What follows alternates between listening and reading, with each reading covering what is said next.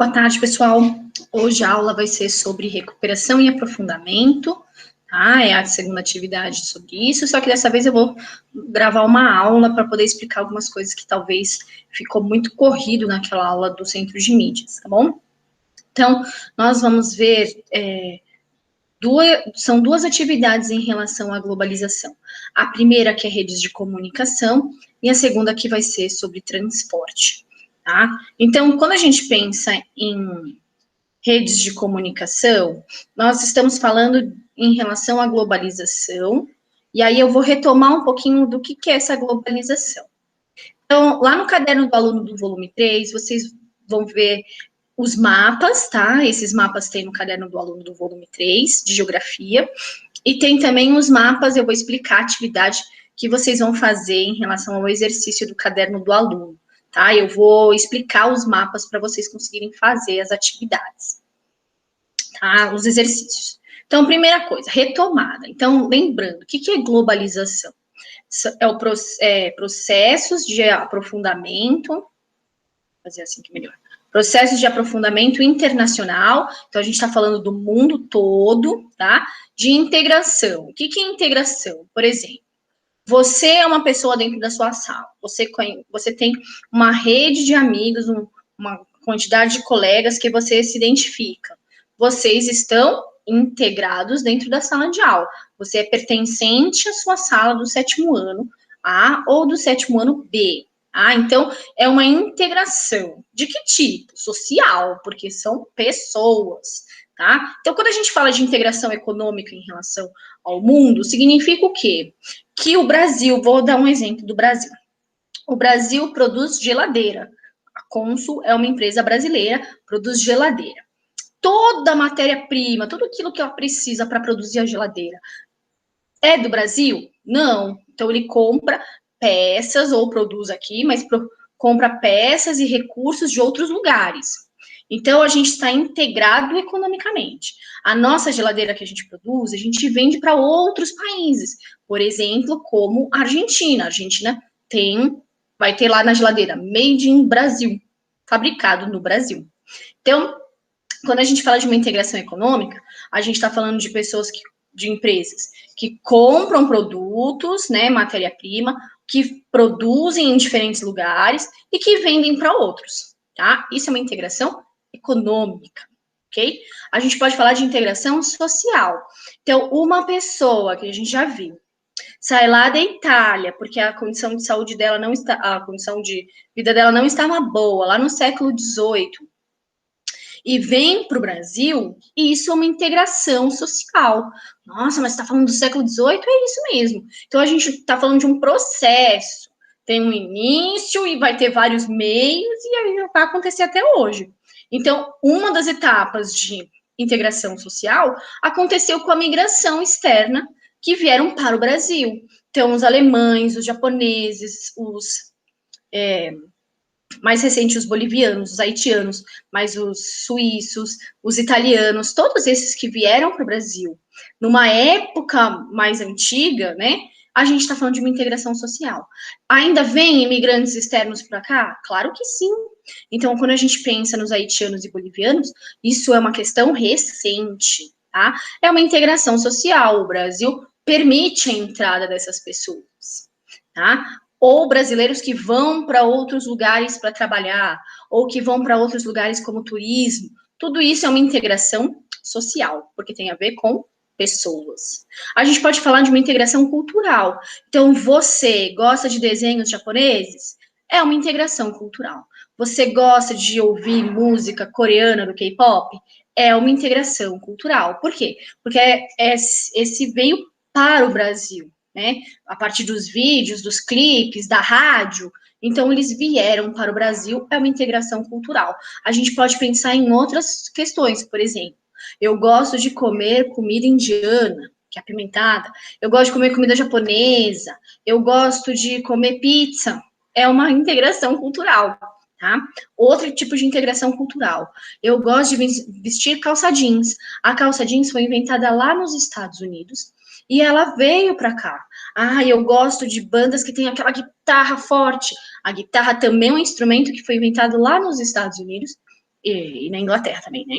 E veio para cá depois. Então, essas influências culturais que a gente tem faz parte dessa integração. Só é possível ter essas culturas diferentes no nosso país porque existe essa integração. E a gente pode pensar numa integração política, por exemplo. Nos últimos dias só apareceu coisa das eleições dos Estados Unidos. Por quê? Porque o que eles falam lá repercute nos outros países. O que o nosso presidente fala aqui repercute no nosso, em relação à política do mundo. Então, isso pode influenciar outras decisões em relação ao governo, ou pode influenciar uma questão econômica, o dólar que vai nas alturas e o preço do videogame que aumenta. Então, tudo isso a gente vai estar falando de uma integração do mundo todo, entre os países, tá? É claro que quando a gente pensa em globalização, a gente vai falar do transporte e da comunicação.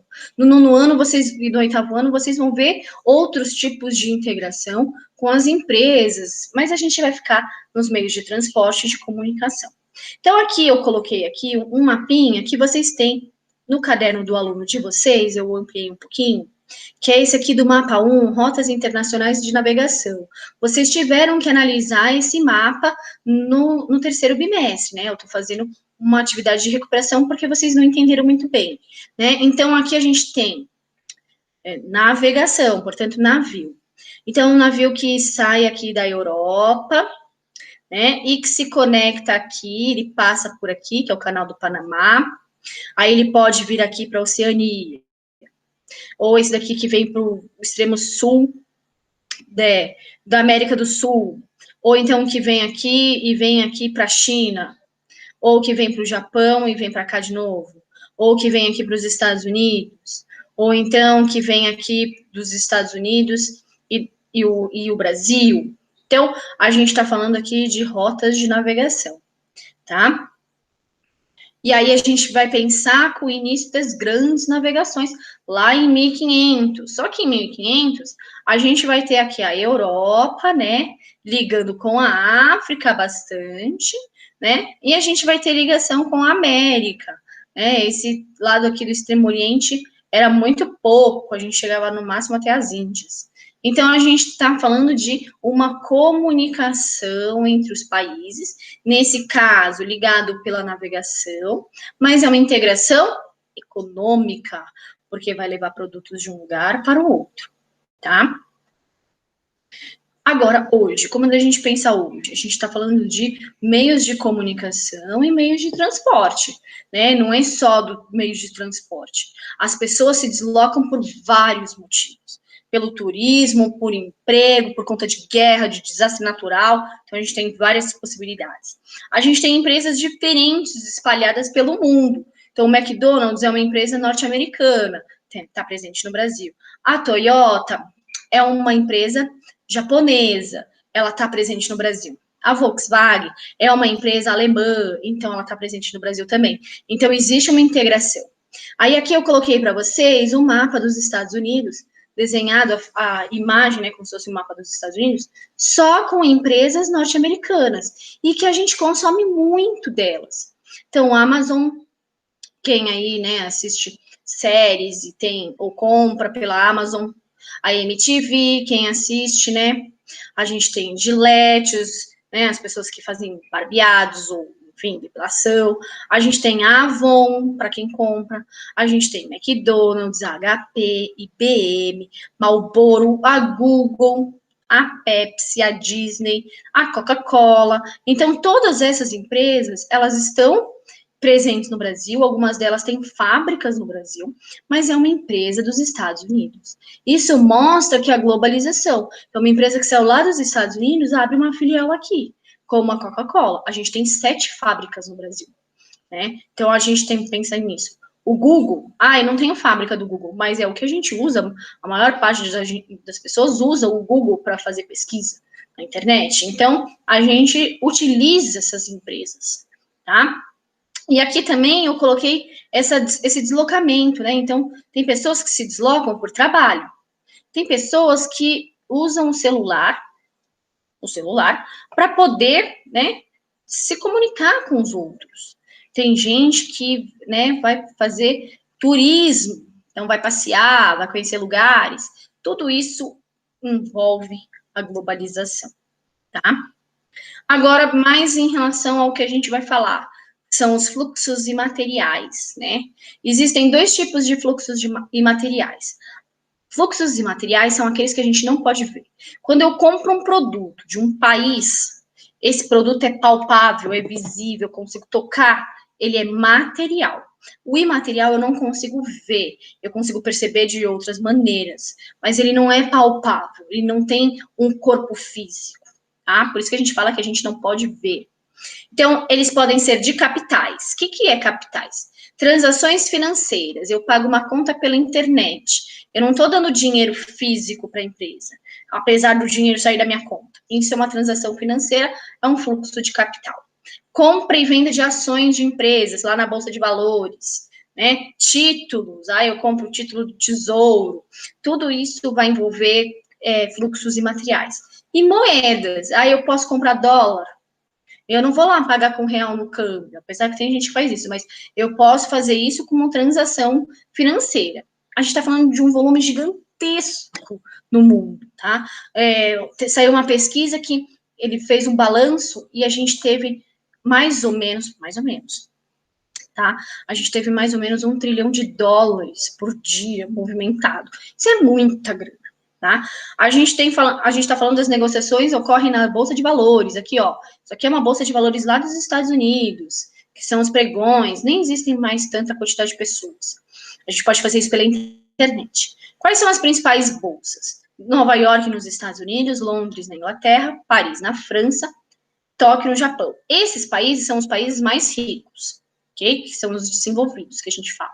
Aí depois vem São Paulo, no Brasil, Buenos Aires, na Argentina, Jacarta, na Indonésia e Seul, na Coreia do Sul. Tá vendo aqui? Não tem muitas bolsas de valores mais importantes, mas essas são. Então, elas são polos, tá? Vão gerar muito dinheiro e esse dinheiro vai circular, ok? E o de informação, que é o que a gente vai falar mais. Então, a gente está falando de difusão por rádio, TV, revistas, jornais, principalmente a internet. É um acúmulo muito grande de dados e informações de diversos elementos, diversos acontecimentos pelo mundo. Então, se a gente pensar, o que eu tenho no meu computador, o que eu tenho no meu celular, uma quantidade de dados absurda que a gente fica guardando, né?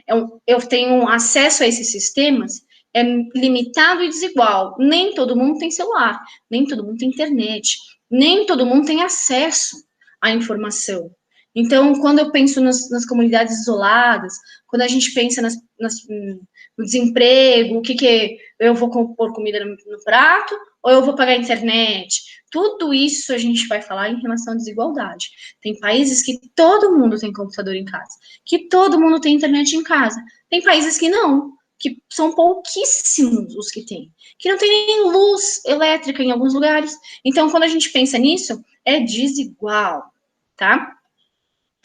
Agora, quando a gente fala em rede, é um conjunto de locais da superfície terrestre conectados ou interligados entre si.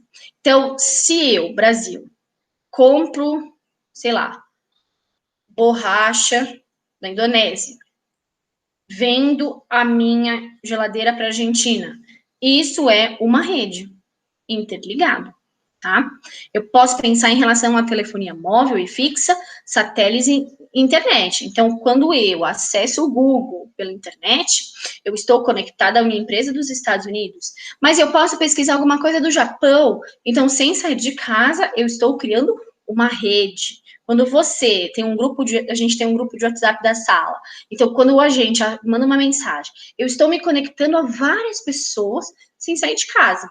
Tá? É isso que a gente vai falar de rede. No mapa aqui, né, a gente vai ter aqui, ó, hemisfério norte, é um mapa que eu coloquei a linha para facilitar vocês, que era um exercício que vocês tinham que ter feito, né? Que poucos fizeram e poucos acertaram. Então, aqui eu tenho o hemisfério norte para cima da linha do Equador, tá? Essa aqui é a linha do Equador representando, então aqui eu tenho o hemisfério sul.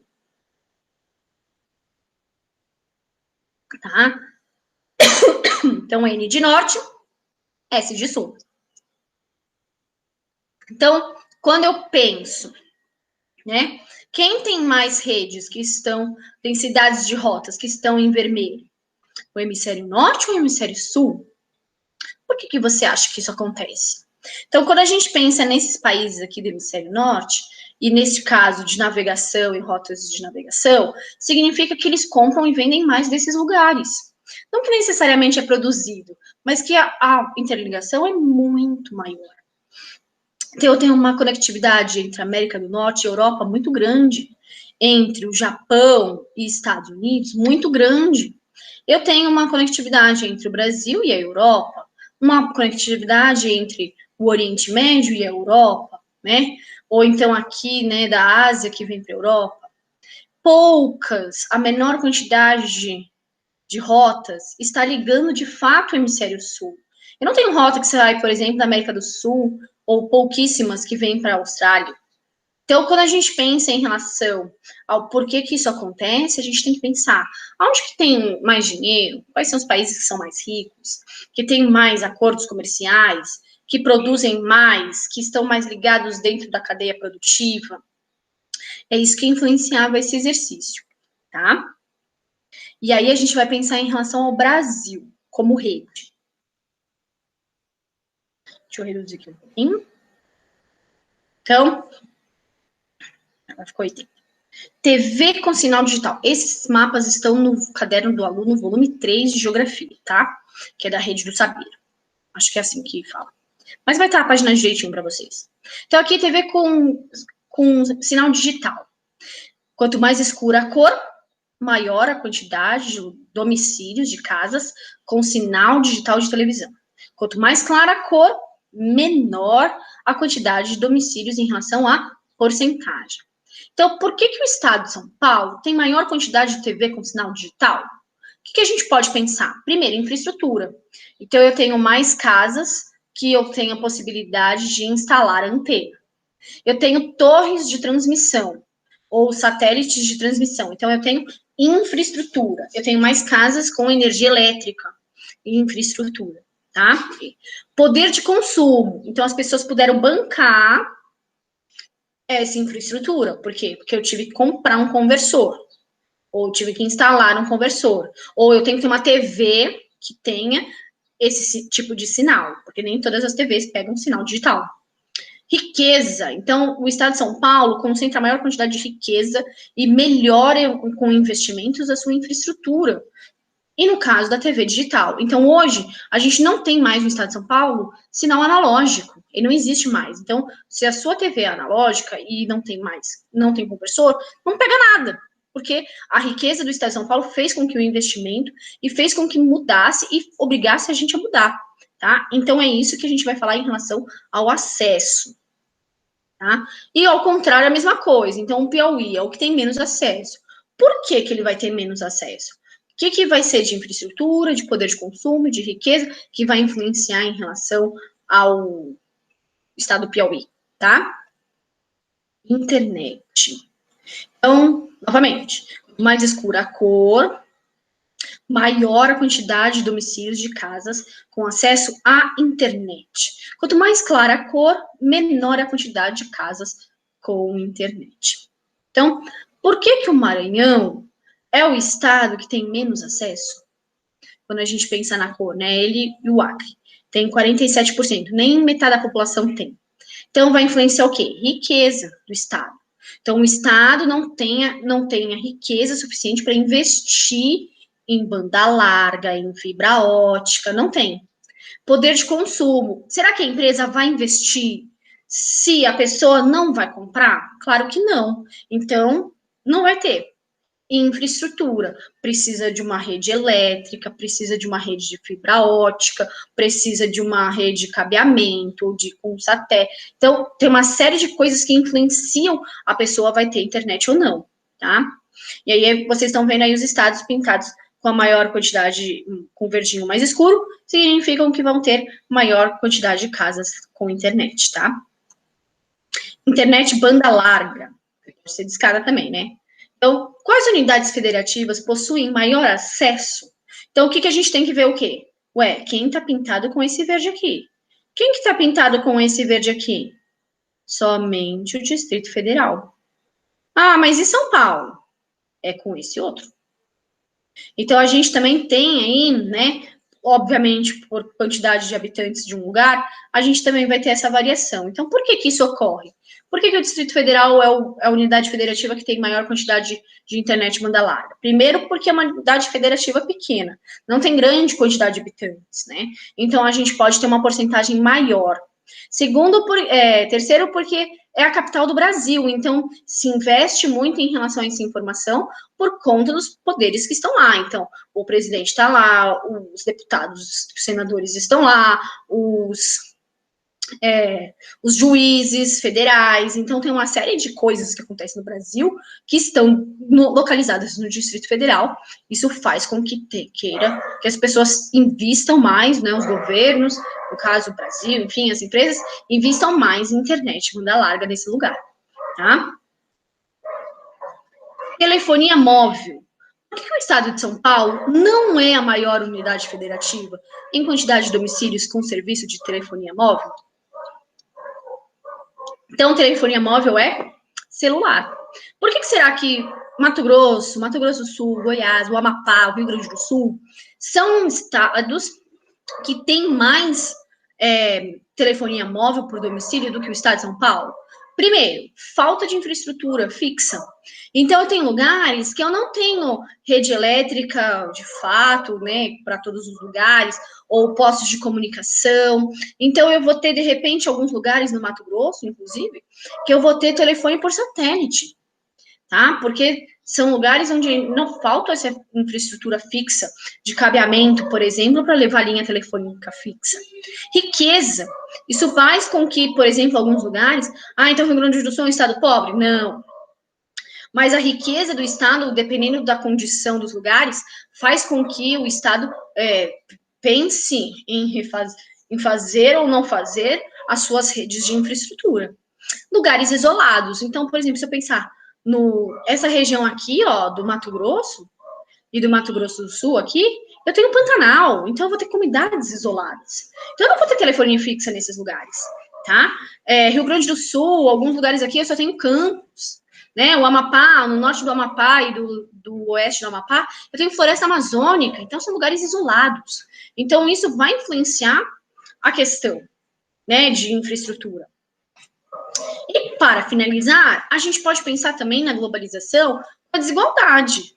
Então, será que os ricos e os pobres têm acesso às mesmas coisas no mundo? Eu tenho a mesma tecnologia que uma pessoa que mora nos Estados Unidos? Ou posso ter a mesma tecnologia que uma pessoa que mora no Japão?